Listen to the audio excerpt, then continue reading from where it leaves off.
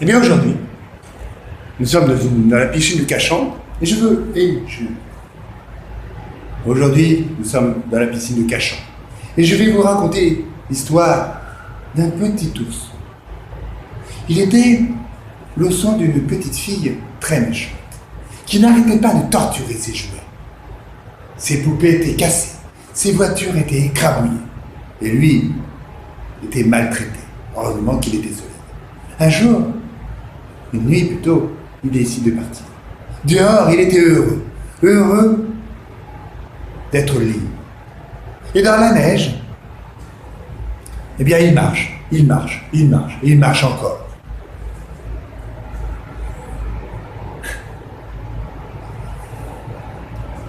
Puis, il commence à fatiguer, il commence à avoir faim. Alors, il prend du miel dans une bouche. Enfin non, il trouve un pot qui était là.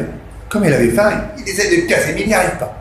Il le prend, il le tape contre un arbre et il finit par casser. Il en prend et il en mange.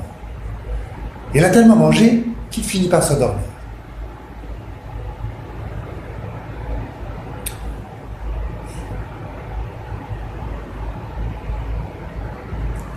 Ensuite, il entend deux oiseaux qui parlent entre eux.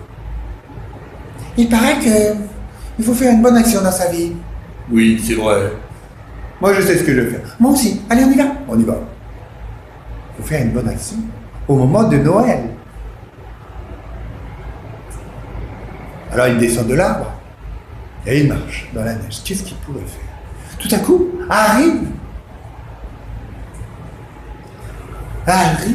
eh bien, pas un âne, mais un animal à quatre pattes qui marchait tout seul. Et derrière lui, il y avait des cadeaux dans une brouette. Alors, il dit, tiens, et si je l'aidais? Bonjour. Bonjour. Qu'est-ce que tu veux? Bonjour, voilà. Je voudrais faire une bonne action. Veux-tu que je t'aide? Bien sûr. Et pendant toute la nuit de Noël, il distribue les cadeaux. Parce que dans ce pays-là, dans les pays froids, très très froids, ce n'est pas le Père Noël qui offre les cadeaux.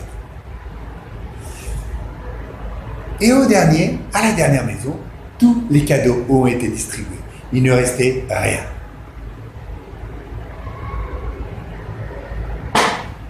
Bon, j'y vais. On va pas rendre cet enfant malheureux. Il avance. Il dit au revoir à la neige, qu'il ne verra probablement plus. Au revoir à cet animal à quatre pattes, qui l'a accompagné pendant toute une nuit. Et il va dans la maison. Près du sapin, il s'allonge et il s'endort. Le lendemain, l'enfant, qui était un enfant handicapé, il avait perdu l'usage de l'une de ses jambes, eh bien, il était content de voir cet ourson, qu'il a gardé toute sa vie, même quand il est devenu adulte. Merci d'avoir écouté cette belle histoire. Je vous dis à la prochaine fois pour une nouvelle histoire autour de l'esprit de Noël.